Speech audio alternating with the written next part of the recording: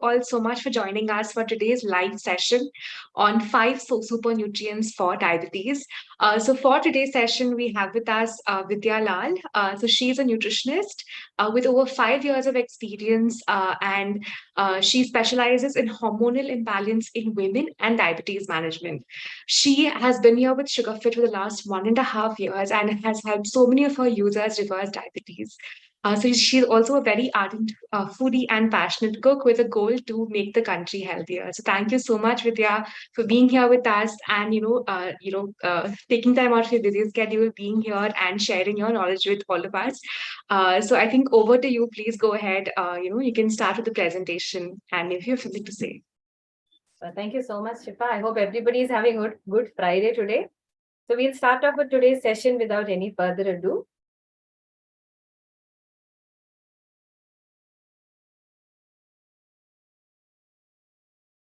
All right. So today we are going to talk about the 5 super nutrients for diabetes. Let us keep in mind that these do play an important role along with, of course, physical activity and a good diet. So lifestyle plays a very, very important role for us. So these super nutrients help us work on maintaining, or let's say keeping a small tab on our diabetes. Okay, so let's start with the first super nutrient. This is going to be magnesium. Now, magnesium is something that you might have heard as, a mineral that is used in a lot of products. You'd see it being a part of most of your, most of the products does have magnesium in it. So let us start with what magnesium and the role it plays in diabetes. So as you can see, one of the common symptoms we see during diabetes is excessive urination, excessive thirst, right? Now, when we tend to urinate a lot, we tend to lose magnesium from the body as well. Okay, so that is something we need to keep in mind. So it becomes all the more important for us to replenish the magnesium that we lose from our body, right? So it also plays an important role in insulin resistance. So again, if you're going to be deficient in magnesium, then we need to look at correcting it. So some of the best, so we'll also be talking about beautiful sources that you can get, magnesium from the food. We're going to discuss about the food sources as well. So coming to insulin resistance. So insulin resistance is usually one of the root causes for, diabetes. So which is why we need to give a little bit of importance to magnesium. Again, remember, it is not just supplementing minerals is not going to, stop you from not getting diabetes. We need to ensure that we follow a very good lifestyle along with it as well. Okay, so when there is a risk of magnesium deficiency, it can contribute even more to insulin resistance. So it goes as a cycle. You tend to lose magnesium from the body, and then again, it gives root way, or it causes insulin resistance. And again, it takes a toll on the glucose in the body. So it goes as a cycle. So that's why magnesium is one of our super nutrients today. So again, what are the benefits of taking it? So again, magnesium plays a very important role in contributing to a lot to the body. So one that we discussed already is going to be insulin action, right? So it's going to help us improve the insulin sensitivity, right? And better glucose metabolism, which we desire when we are diabetic, right? So again, keep in mind, this is also going to be helpful for people who are pre-diabetic as well. So we need to look at replenishing the magnesium that we lose. Okay, so coming to, so our body also has a glucose transport. So it takes the glucose to the cell where it gets utilized for the energy. So magnesium plays a role in this vital, role in the body as well. So the next part where magnesium plays a very important role is the pancreatic function. So as you know, pancreas do play an important role in the body, right? So again, the insulin is secreted by the pancreas. So it plays a very important role in managing sugars in the body, right? So again, when pancreatic function, the pancreatic function on the body is also stimulated by magnesium. So magnesium plays a very important role overall when it comes to your insulin sensitivity and also insulin resistance, like we talked about. Okay, so also now if we see, because your supplementing magnesium. Let us say we are taking magnesium through food as much as possible, and we're getting enough magnesium in the body. As a result, we see things improve in the body, right? So a type 2 diabetes and your glycemic control all become better when you're going to supplement your body with enough magnesium.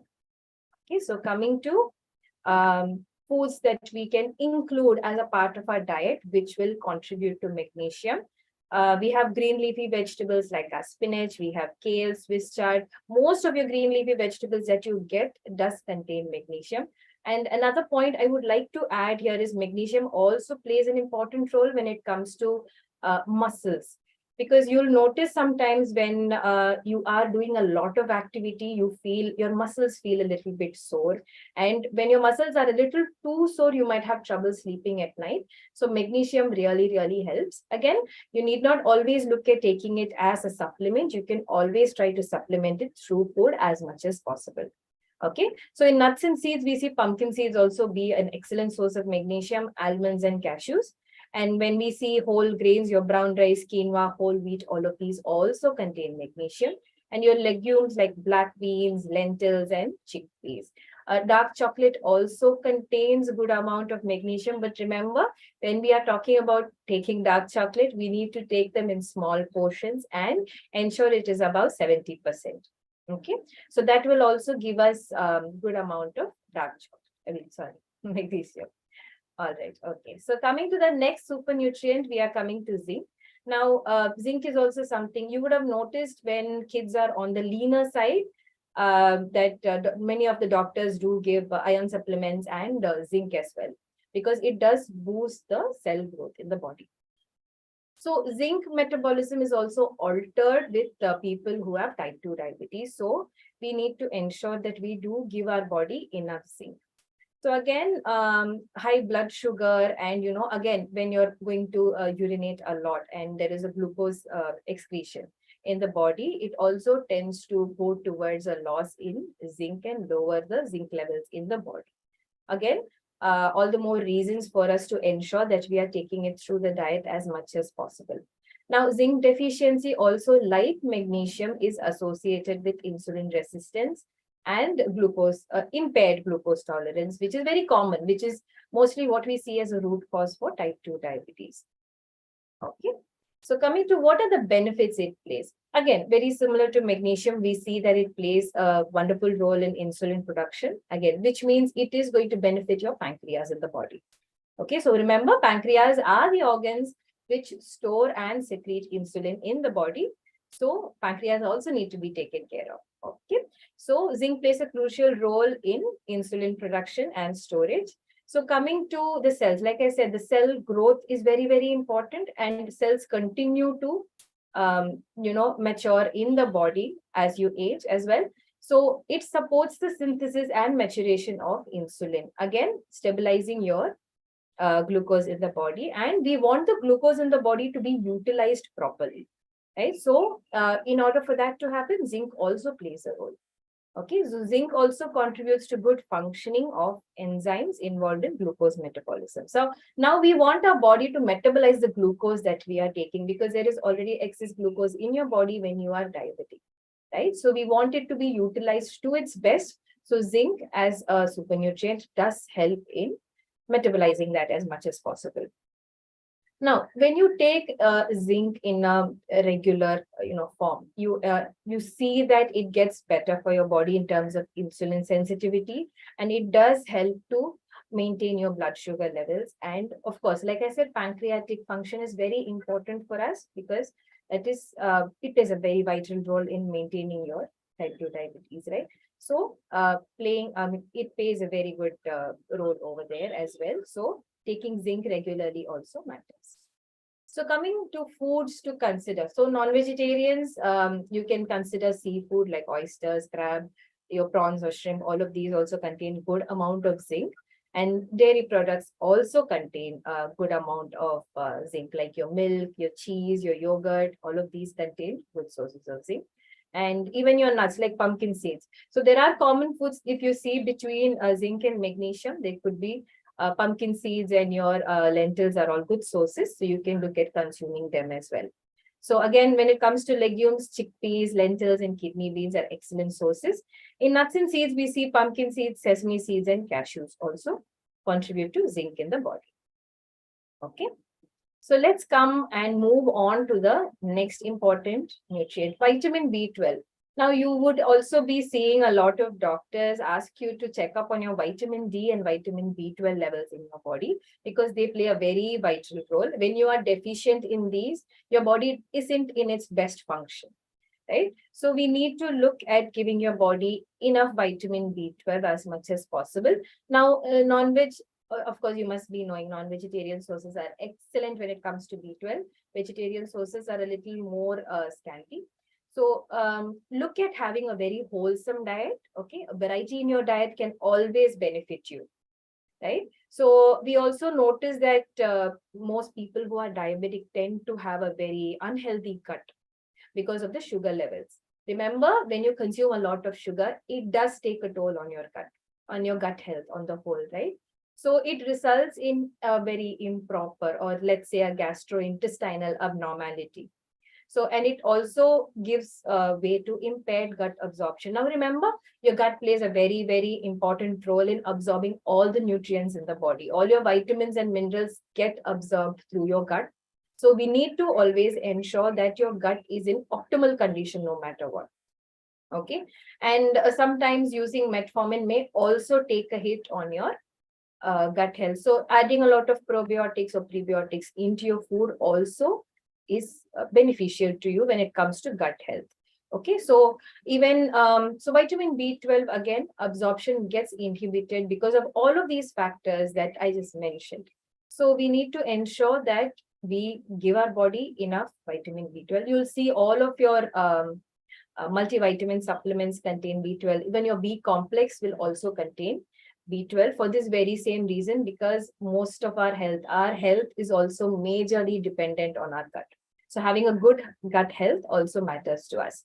Now, coming to B12 deficiency, we do see it very commonly in people who are diabetic.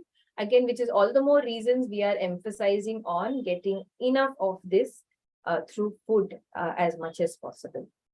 Okay, so it can also lead to nerve damage. Now, you already know when you are diabetic because of the excess sugar, it tends to affect some of the organs in the body and also cause neuropathy, which is nothing but your nerves getting affected and becoming far more sensitive. You might feel a tingling sensation or a burning sensation. That is also an indicator that your nerves are being affected. So, B12 deficiency can further trigger this. So we need to ensure we are taking enough B12 through food as much as possible. Another thing I would like to add here is we also see vitamin B12 deficiency causing anemia. It can also lead to, anemia by lowering your iron absorption in the body. So having good amounts of B12 and a good gut health is primary to us. So again, what is the benefit of having vitamin B12? Now, again, production of red blood cells, it plays a very important role in producing red blood cells in the body, which are what carries oxygen and, iron through your body, and also glucose, of course. So it needs to ensure, it will ensure that, your nerve health is good and red blood cells are being produced. So again, health is in its best condition. Again, because diabetes can lead to B12 deficiency, nerve function, and other complications may arise. So giving your body enough B12 will ensure that we are reducing the risk of these. Okay, again, when it comes to nervous system, it goes without saying it may get affected when there is a lack of vitamin B12. So again, sensation that we get is through nerves, and the glucose sensation and insulin regulation also is taken care of by giving enough B12 to the body. So overall, what we understand is that vitamin B12 plays a very, very important role when it comes to maintaining your nerve health and also gut health. And this will also ensure there is proper insulin signaling. It is nothing but your body giving a signal for the insulin to get released. So vitamin B12 also plays a very important role in that. So coming to foods to consider, Your dairy products also are good sources of B12. Again, meat, fish, eggs, non-vegetarians. Non-veg is an excellent source of B12 for you. So look at considering that. Always try to supplement as much as possible through food. Okay. So again, fortified, we have a lot of fortified products available in the market in terms of cereals or, plant-based milk. All of these does contain good amount of vitamin B12.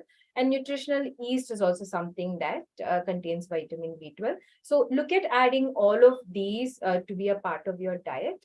So we're able to get the best of B12. So we are able to work on our glucose levels. Now, vitamin B1 or thiamine is again, deficiency in thiamine may also lead to impaired glucose levels in the bodies. So it is again something that is more prevalent in individuals with diabetes compared to the rest of the population. So it is very important that we take care of all of our nutrients when we are diabetic, because we tend to be more deficient, right? So all the more reasons for us to I'm specifying this again and again because it's very important to have a wonderful, wholesome diet, a good lifestyle when it comes to managing diabetes. Okay. So again, when we are going to, vitamin B is a water soluble vitamin. So as you secrete more, sweat and a lot of urine from the body, you will see that some of these levels get impaired. Okay, so we see when there is a lot of urine secretion, that thiamine loss also happens in the body. Okay, so already since we have a reduced absorption because we are diabetic and we lose a lot through urine, becomes all the more important for us to replenish these. And we have seen that we see a thiamine deficiency in a lot of the diabetic population. So B1 plays a very important role in energy metabolism and your nerve function. Again, like B12, it also plays an important role in nerve function and overall cardiovascular health, increasing the risk of. So when we are deficient in vitamin B1, we also see the risk of complications arise. That's why having a good diet plays a very, very important role here. So let us look at the benefits of thiamine. So we have something that we call as carbohydrate metabolism in the body. Basically, your body's ability to break down carbs and utilize it for the body's purposes. So thiamine plays a very important role in that, and it also ensures that your body gets energy. Okay, so metabolizing also results in energy production, which the body requires. So when it plays a very key role in energy production, again, a deficiency might make you feel a little tired or lethargic. So it is important to ensure thiamine is also a part of the diet. So like B12 again, we see it play a very important role when it comes to nerve function and also cardiovascular health, which are very, very important, as you know, because long-term diabetes can, unmanaged long-term diabetes can cause a lot of complications as you go further. When your sugar levels are under control and you're managing it quite well, we don't see a lot of risk factors coming. But otherwise, if it's uncontrolled and there are high levels of sugar in the body, it tends to start affecting other organs. Okay, so we need to keep in mind that with a healthy diet and good lifestyle, we are able to manage all of this. So coming back to thiamine, so thiamine also plays a very crucial role in cardiovascular health, which is very, very important for us. Okay, so also ensuring, again, energy metabolism and overall glucose control is also supported by thiamine in the body. So let us also look at sources that provide thiamine. So foods that you can consider to improve thiamine in the body are going to be your whole grains. Whole grains in general have good amount of B vitamins. So brown rice, whole wheat bread. And remember, when you are diabetic, we want to look at complex carbs as an option, right? So brown rice, whole wheat bread, oats are excellent sources for you. When it comes to nuts and seeds, we see sunflower seeds, flax seeds, and peanuts. Remember, when it comes to taking nuts and seeds, portion is very, very important. Okay, because they tend to be a little high in calorie, we need to ensure we are taking in the right portions and in the right quantity. Again, in legumes, we see black beans, lentils, and chickpeas also be excellent sources of thiamine. Now, coming to vitamin D, like I had already mentioned, a lot of doctors might ask you to check up on vitamin B12 and vitamin D, because when they are deficient, it starts showing in your body. You might see a lot of lethargy, you might see a lot of tiredness, and your body is not in its optimal function. And these can also, if you're trying to lose good amount of weight, a lack of some of these vitamins may act as a barrier in your weight loss journey as well. So good amount of vitamin D, vitamin B12 is very, very crucial for the body. Okay, so vitamin D deficiency is more common in individuals with type 2 diabetes, as we see.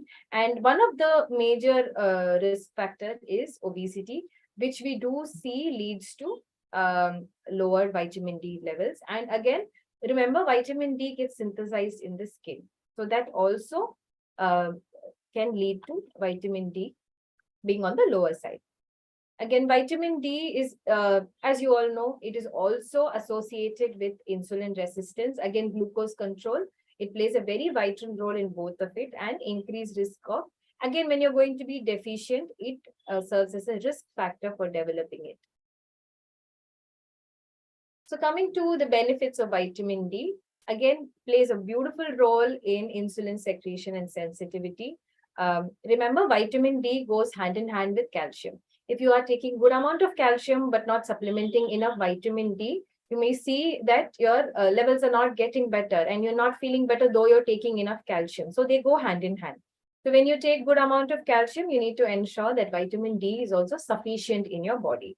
Same applies for phosphorus. So calcium, phosphorus are directly interlinked with vitamin D in the body, and they are also in turn directly linked with releasing insulin in your body and also glucose uptake. Basically, your body needs to learn to utilize all that excess glucose that we have in body. So again, when we see insulin resistance and we see the glucose metabolism is not at its optimal, we see that the vitamin D deficiency also steps in. So vitamin D, supplementing enough vitamin D in the body also helps us ensure that we are, at our optimal health, and also the blood sugars come a little under control. So this is the benefit of vitamin D as a super nutrient.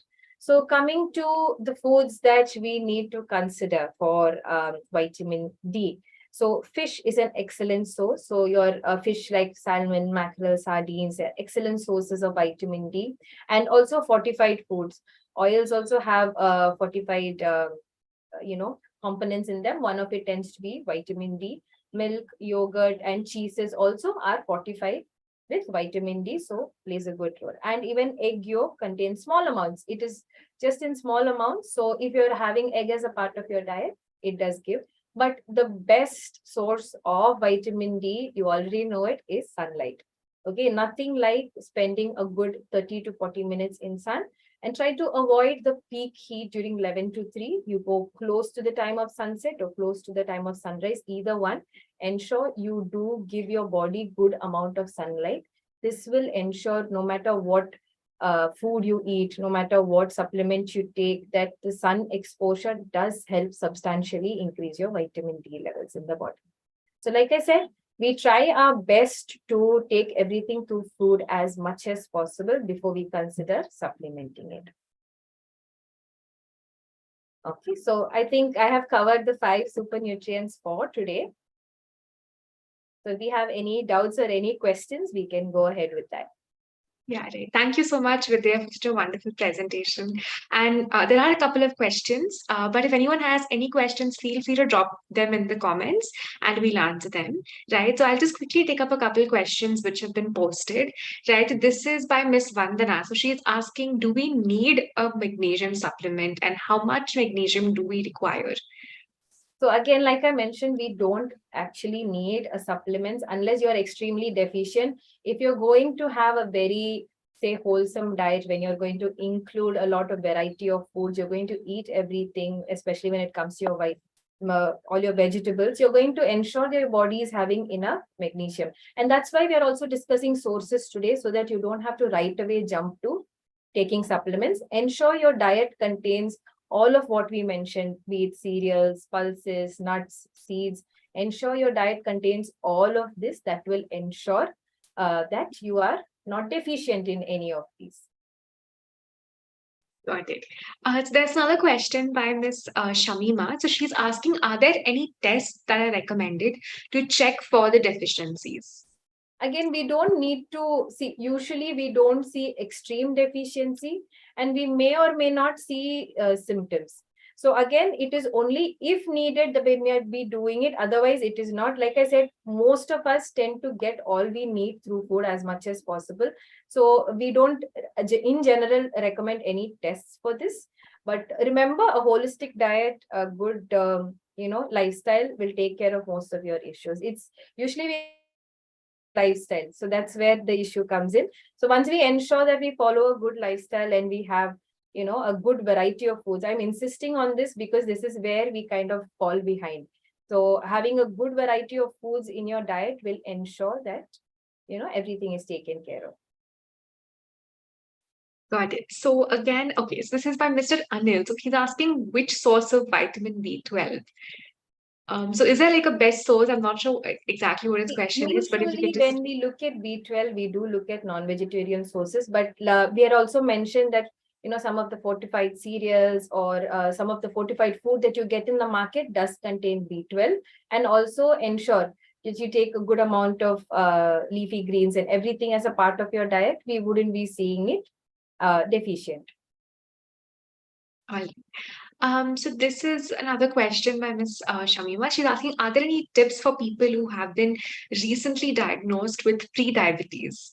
Understood. So pre-diabetes means all the more reason for you to, watch over what you are doing at present. So a couple of things you can keep in mind. Look at how your physical activity level is.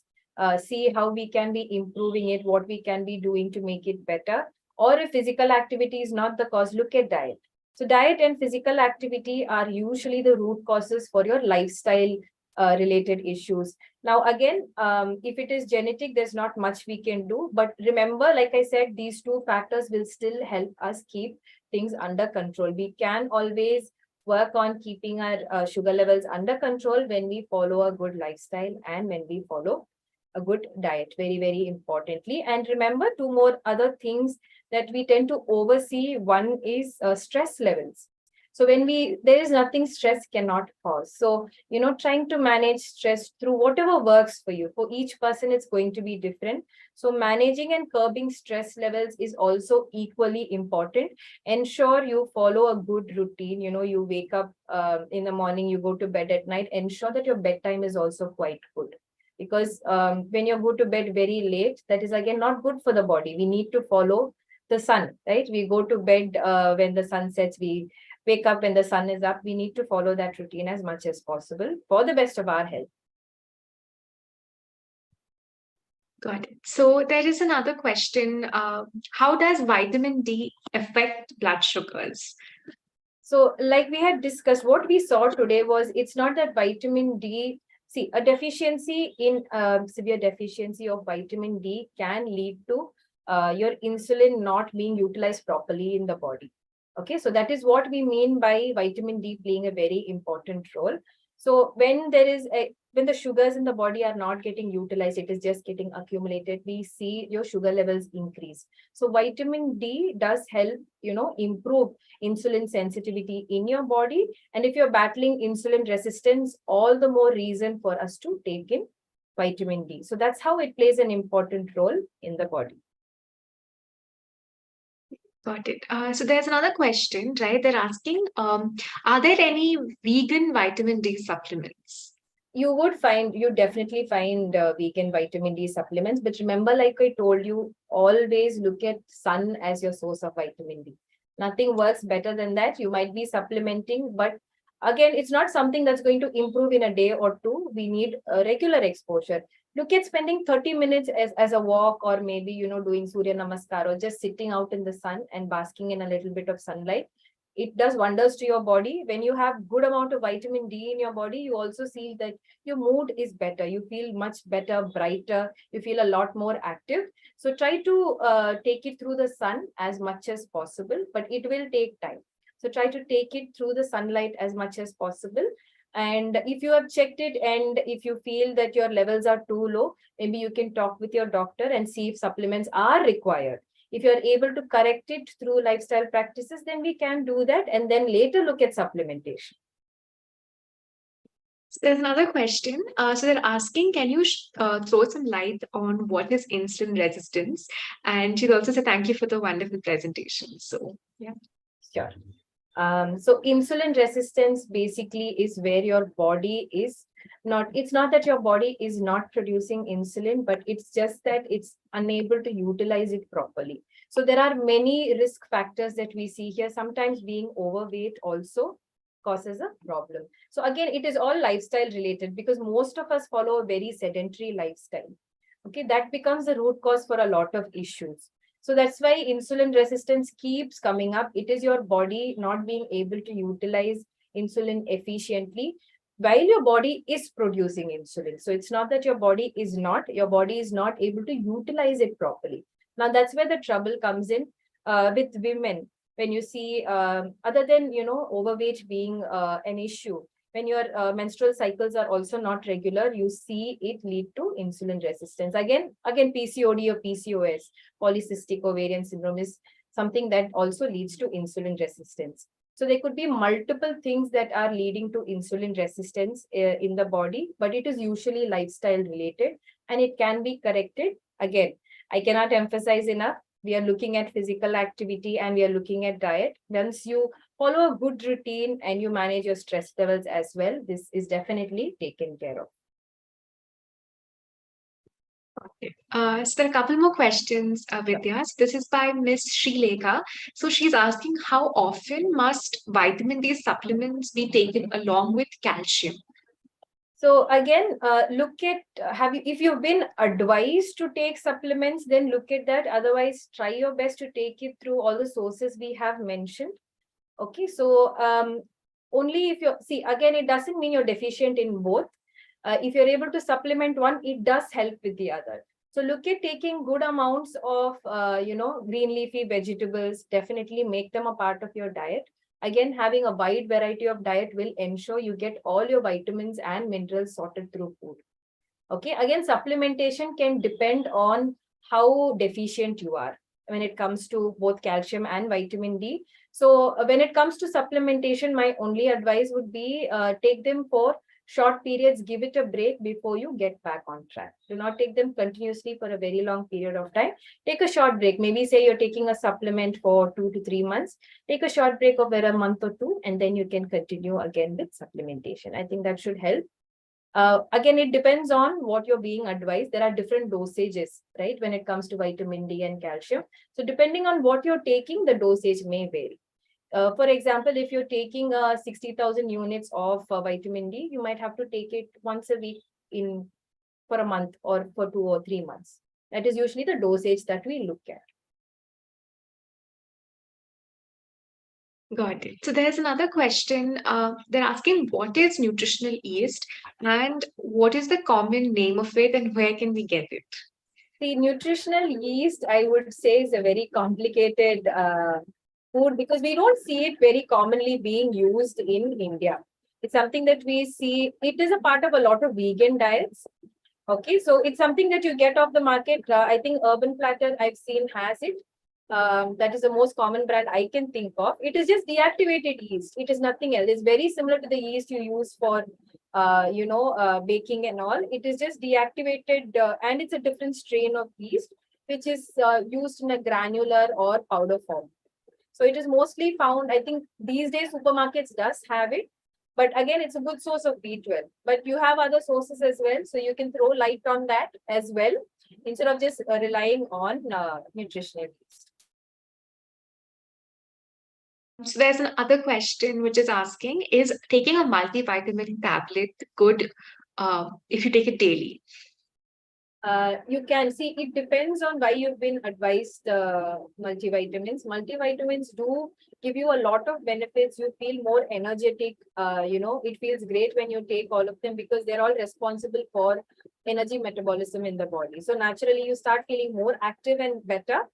But like I said, try to take it through food as much as possible. If you are taking a supplement, it is usually for a course. Your doctor would be telling you for how long you need to take it. It could be for 10 days, it could be for a month.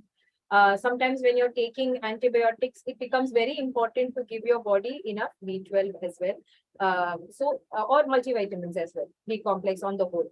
So at that time, you might be looking at a different course for what purpose you're taking it for. If you're really deficient, and for pregnant women, the dosage is going to be different.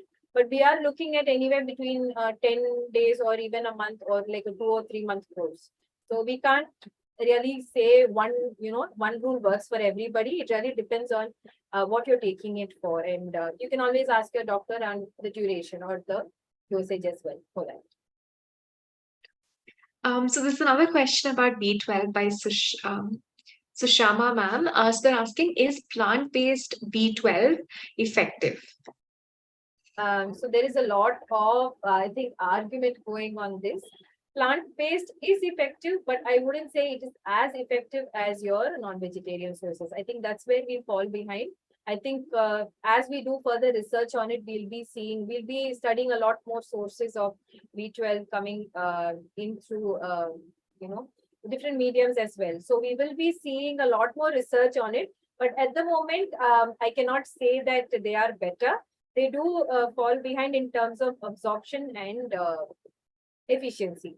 So try to take it through your dairy sources. If you can eat mushrooms, mushrooms are also quite good and can help improve it. So again, diet, your entire diet or having a wholesome diet with variety really, really matters for this particular reason. So you don't become deficient in anything. Okay, so I think we'll end saying that probably we don't know enough, but it does work. Is it as efficient as taking it from the other sources? Probably not, but it does work. So this is something which is not related to supplements, but they're asking, is any type of fasting recommended for diabetes?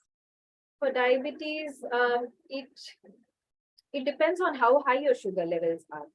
So everything that you do is going to be completely dependent on your sugar levels, right? We look at postprandial, we look at your fasting levels, we look at your HbA1c, and then we get an idea on how your sugar levels are. If they are on the higher side, on the much higher side, then we will look at maybe doing a fasting. You can look at intermittent fasting as an option. Again, it's not a one rule that works for everybody. Okay, so if you have a coach or if you have a doctor, you can have a word with them. But does fasting help? Yes, to an extent it does help. Got it.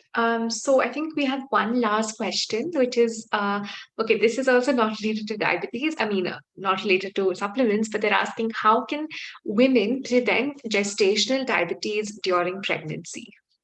So I remember reading a study by Dr. Mohan, who also mentioned that when women do get gestational diabetes, within 5 or 6 years, they tend to develop diabetes. Now, remember, it is usually lifestyle related. When you get gestational diabetes, it is an indicator that you are likely to develop it later. So all the more reason for you to take your health very seriously. Work on being a little more active. Like I said, most of us follow a very sedentary lifestyle only. So being more active can be very beneficial for us, and work on your diet. And definitely get regular checkups. If you use a glucometer, try pricking and taking checks on how your sugar levels are. If not, every 3 months, do get your fasting and HbA1c checks so we know how our levels are. And when you see the sugar levels touch the borderline, probably start analyzing where we are falling behind. Like I said, there are a couple of factors that are linked to sugars, right? Which we need to pay a lot of attention to when it comes to lifestyle itself. Or you can always talk to a nutritionist and find out where things are not, in place and get them corrected. But remember, I've repeated this throughout the entire session. It's, physical activity, diet, stress, all of these combined play a very, very important role. It sounds very simple and sounds very silly, but it goes a very, very long way. And that is usually where we fall behind. Having a good, regular, consistent routine also helps a very long way. So try to work on these factors as much as possible. If you're feeling that, physical activity, remember when we're talking about physical activity also, at least 5 days in a week, 30 to 40-minute activity is necessary. Okay, that will also ensure that, weight gain also ends up being a risk factor. So ensure that you're maintaining a good weight as well. So look at your BMI for your height, see how your weight is. Look at maintaining that. That also plays a very, very important role for us. So in simple terms, what's your lifestyle? What's everything that you're eating? What's your physical activity levels? Look at your sleep, look at your stress. This will itself ensure that you don't develop it later in life. So Vidya, there are three more questions which have, come up. So this is by Mr. Deepesh. So he's asking, what about ashwagandha for B12? Ashwagandha is great, but I don't see it as a source of B12. Ashwagandha has proven to be extremely beneficial for men over women as well. It does give you a lot more energy. It does help in muscle recovery as well. So it works well, but it is not really a source of B12, I would say. Because in general, like I told you, B12 sources coming from plants or from vegetarian sources are very, very minimal. And even if you're taking ashwagandha, you might be taking maybe one capsule or maybe, one spoon of powder. That's how much you're supplementing. From that, we cannot look at getting enough B12 as well. So ashwagandha is great for the body, but as a supplement for B12, I wouldn't say so. Okay. So this is another question by Mr. Ravi. So he's asking, does chicken help in producing B12? Did he say chicken? Yes, does chicken help in producing B12? So when you look at non-vegetarian sources, eggs to an extent, yes. And your lean meats. Now we emphasize on lean meats because when you take red meats, they don't work really well in terms of cholesterol for the body. So look at chicken, look at fish, any other seafood. These are excellent sources. The excellent sources of protein, excellent sources of iron, and also ensures that your B12 is in place. Yes, definitely non-vegetarian sources have the upper hand when it comes to B12, unfortunately. So trying to take it through non-vegetarian sources would still be better than opting for supplement. If you're non-vegetarian, you can have them. Definitely opt for lean meats, like I told you. That would go a very, very long way to try and maintain all of it. So this question is by Miss Vandana. So she's saying, ma'am, I'm 67 years old and a vegetarian. Do I need to take calcium and B12 supplements? Again, calcium, maybe you can ask your doctor, ma'am. Usually once, especially one age becomes a risk factor for calcium deficiency. I do agree on that. And we also see calcium deficiency once women cross menopause as well. So if you have a doctor that you already go to or a GP or anybody, you can have a word with them, see if you're facing any symptoms related to calcium deficiency. Weak bones can also be, one of the symptoms. Talk to your doctor, see if you need to take a test and see how your calcium levels are. But I think a doctor would be best to advise you on this. So when it comes to calcium, you might have to supplement it because of age and because of other factors that we mentioned. But when it comes to dosage, usually they do give supplements which contain calcium and vitamin D in them for this very same reason. You might not have to take it separately. So if something like shell cal that you've heard, is usually what a lot of people that we see use. Again, I am not for any of these, but I'm just telling you these are commonly used supplements which already contain calcium and vitamin D together. So usually the supplements your doctors give you might have a combination of both, so you might not have to supplement one separately. So the best person to talk to your would be your doctor when it comes to supplementation. So there is another question. This is, can we drink ACV to control diabetes? So again, like I tell you, one specific food is not going to cure or completely, keep your sugar levels under control. It is a combined approach coming from multiple things. But ACV, we have seen studies that do help us, keep the postprandial readings under control when you're going to check the reading after having food. That is what we call as postprandial. So we do see that ACV can have an effect. Again, it's not going to work for everybody, but you can always try it and see. It's a natural good source. Ensure you take it with the mother.